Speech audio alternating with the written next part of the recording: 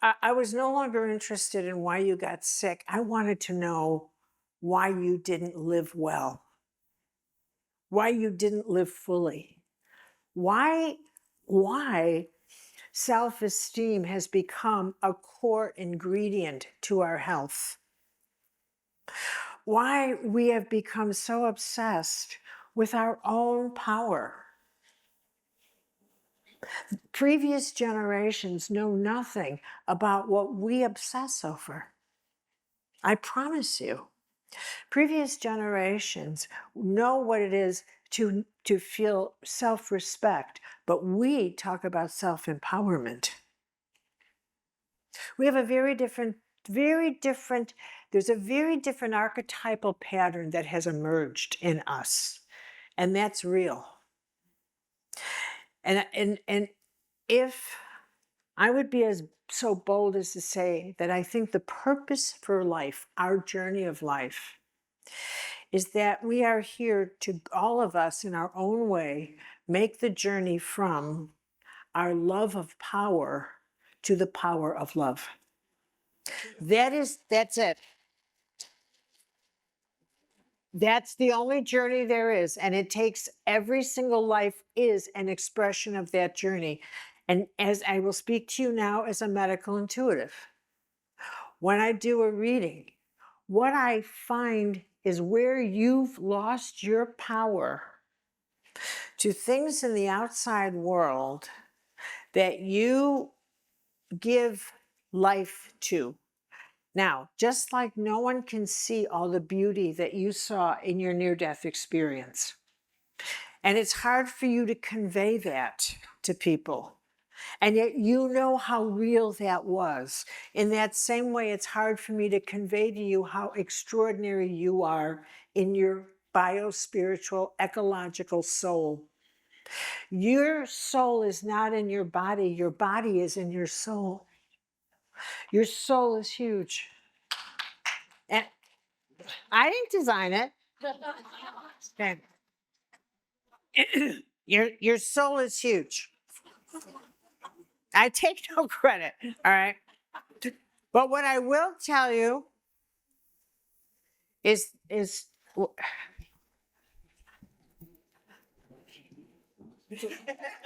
class. Okay. Really, these are my simple drawings, but they work. Honestly, here you are. Here you are. Here you are. Okay? Now, what I realized in a reading is I'm tracking where you have sent the power of your soul on a mission, and it's become an anchor. An anchor. One of the exercises I give people in my workshops is I want you to write a little booklet, and it's getting to know me. And it's all the rules you've created for yourself that other people must abide by in order to be your friend.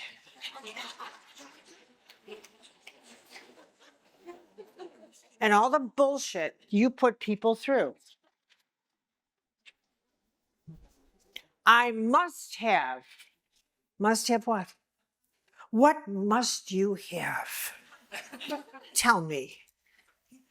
I'm the last person you're going to tell, right? But you have to write this down. I must have. Must is a big word. Be careful now. What must you have? Well, I must have my own space. Really? And how much space would you like? Okay. You need to do this exercise. You need to do this because what you are actually putting down is all the ways you've decided you will hemorrhage your soul. This is what you call sabotage. This is what you call your ego spitting. I must have.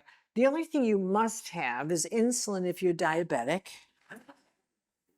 And even then, if weight loss can often cure that. There isn't a lot of must that you have to have. Be careful with that word. And the reason I tell you that is because that's a command to your energy system. Oh, I must. I just must. So what must you have? I'm asking. Yeah. Well, yeah, all right, that given. Huh? Compassion. From whom? Love. No, no, no, no, no, no, no, no, no, no, no, no. Here, let's play a game. I speak in a sentence and you speak in a sentence.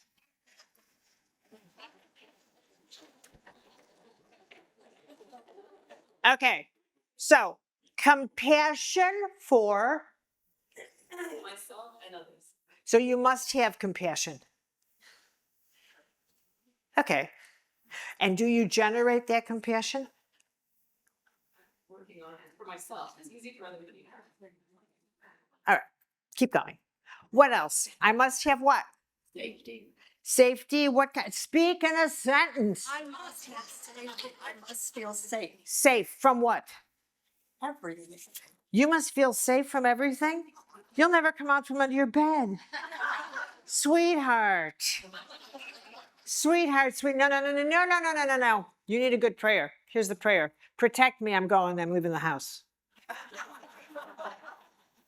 No, that's how I pray. Look, my job is to do what I'm here for until I'm not here. My angel's job is to make sure I get from A to B until I'm going to Z. I'm not kidding you. Never live like that. What are you afraid of? Walk around as though you've got a badass aura that's filled, that's filled with grace. Fill yourself with grace. I'm telling you, grace is, if you believe anything, you can't be afraid. All that tells me is I have no faith at all. I'm working wrong, praying, and I'm scared and I'm vulnerable. No. If you have any kind of faith at all, anything, it's like, well, I'm here until you don't want me here. Your fear is not going to extend your life 1 minute. Not 1 minute, not 1 second. But your faith will make it very comfortable.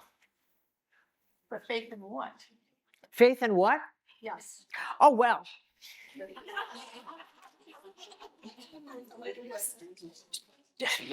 All right. No. You know, it's so interesting to me that so many people who are atheists and agnostics have near-death experiences.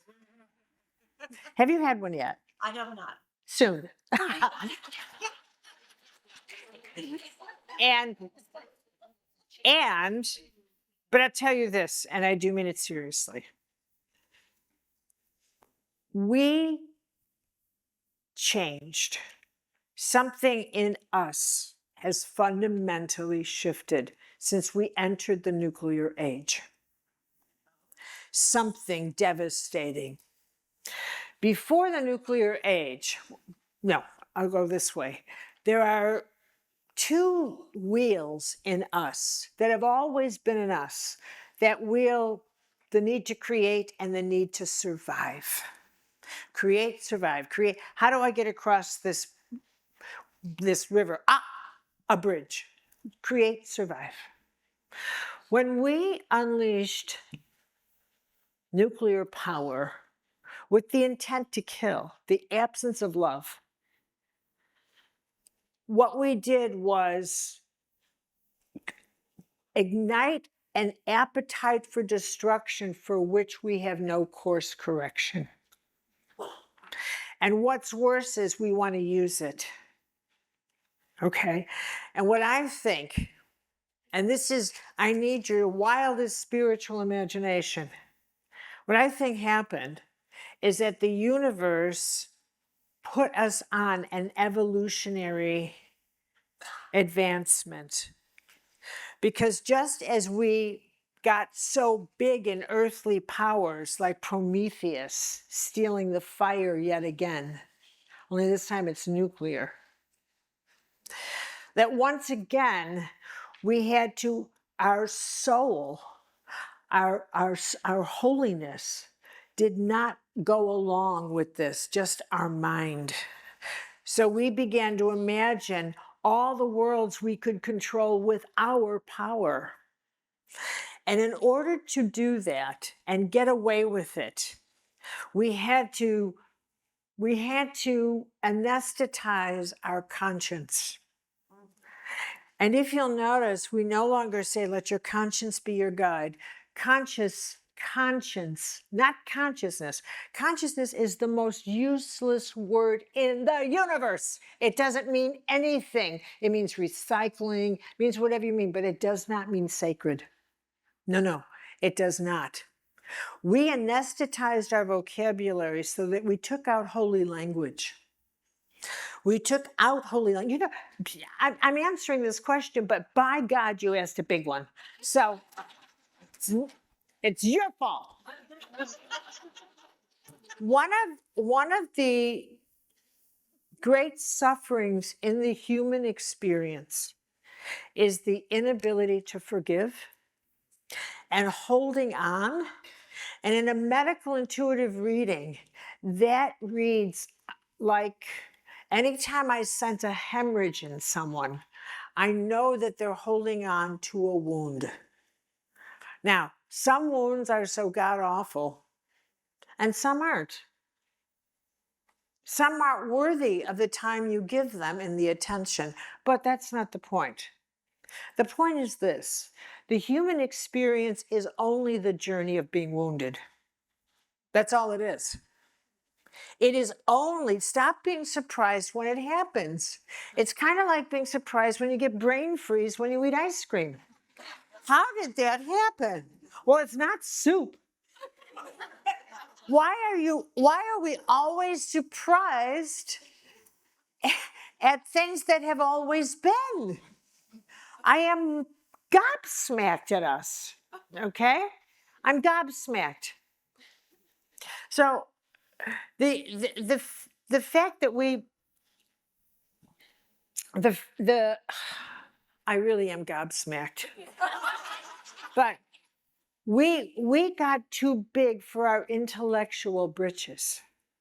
And we decided, and this is where it gets so interesting to me because it's really fascinating. If we had the time and I could keep you here all day, I'd break it down. No. I'd break it down in microchip for you. But you follow in yourself how taking out certain words or putting them in changes the whole of your vocabulary, changes the whole of your reality. One of the exercises I give my students is give me one word that you'll never use again. And they can't figure it out. Will it be blue? You'll never see blue again. That's how powerful every word is. We've taken out holy language to it.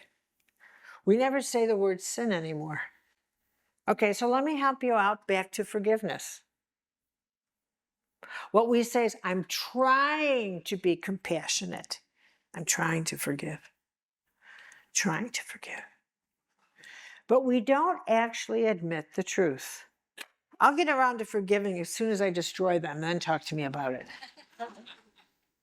What we really imagine is vengeance. What we really imagine is humiliating the person who hurt us as much as we felt humiliated. Now, I'm going to tell the Jesus story because it's curious to me that Jesus has become extraordinarily unpopular except in near-death experiences and in Christian nationalism. You think I'm kidding? And you don't wonder why? Okay. Why has Jesus become so unpopular? Now, I am fascinated because forgiveness is critical to your health. Why?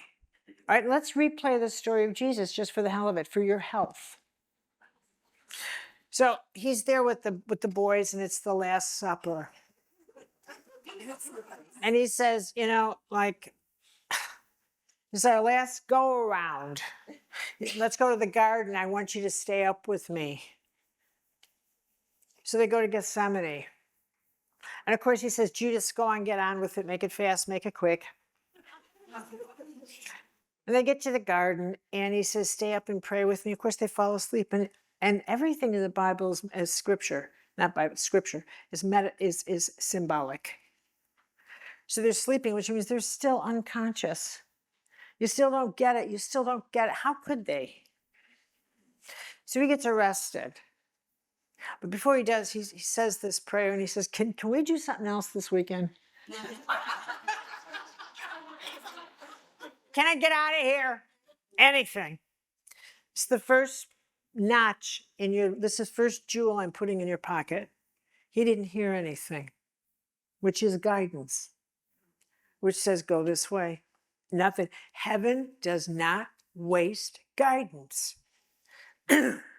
So however he was comforted, whether it was grace, whether it was whatever, what is asked of us that must be done cannot be taken away. And number two, the view of eternity is not the view from our 10 what? Oh, why? Oh, all right. Cannot be taken away.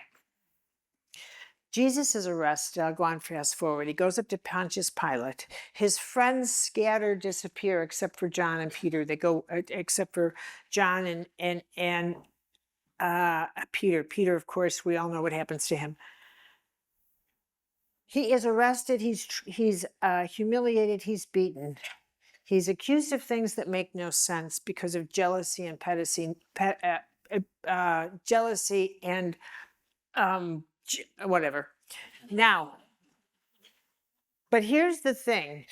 Jealousy and truth is what happened. He was living out for all of us every single reason we use to get even with each other. He was saying, let me show you why the human experience is painful. All of you are going to be betrayed. You are all going to betray. You're all going to accuse people of things they didn't do, and you'll be accused. All of you. You will all torment someone or many people, and you'll be tormented. All of you. You'll be abandoned by people, all of you. And you will abandon. And in the end, you have to trust that the scope and the size and the power of your life is much greater and bigger than what you can see. So what matters is how you handle these experiences that will happen again and again to everyone. Because one of the truths we cannot seem to comprehend is what is in one is in the whole. What I do to you, I do to me. Now, when someone is searching for faith, you won't find it in a book necessarily. You have to find it in a practice. And I'd never, ever, ever, ever tell anyone to meditate. I don't meditate. But I'll tell you where I would begin. Listening to what you're being told all the time in the most organic way, because God is organic. And God will start speaking to you through your diet, through your habits, through your thoughts. And this is how you really build this little thing of faith. And if you hear, why don't you walk? Don't dismiss it, say, is that for the first time, maybe just maybe, take it as a soul whisper. And say, all right, okay. And first, you have to earn faith in yourself. In yourself. By not breaking your word to yourself. That's where it starts. It's not in this, wherever that is. Start by not breaking your word to yourself. Right, get down and dirty, right in the organic earth. And say, that's where you want, all right, okay. And then if you decide, all right, I'll start walking 10 minutes a day. And you will, because it's inevitable, anytime you strive to empower yourself, you'll meet your saboteur. Yes? Right. And that's a whole other subject, is why you're terrified of your own empowerment. But you will. You meet your saboteur. Because the the more power you have, the closer we get to realizing my greatest power is love. And you're terrified to see the world through love. You're terrified of that. Love is the name we've given to the power of God as we experience it within ourselves. Love is the name of the power, which is why people are so jealous of that. They're so covetous of it because and they don't get the more you use it, the more you're given. It's not about holding, it's about sharing. It's not about thinking, oh, they don't deserve love. They don't deserve. Are you brain dead? Whoever heaven shows you, pour your heart out in a prayer. Pour it out. Just pour it out. Just say, bless them, help them, mercy on them, whatever. Because you know what, you near-deathers, tell the others, you'll see that. You'll be shown that.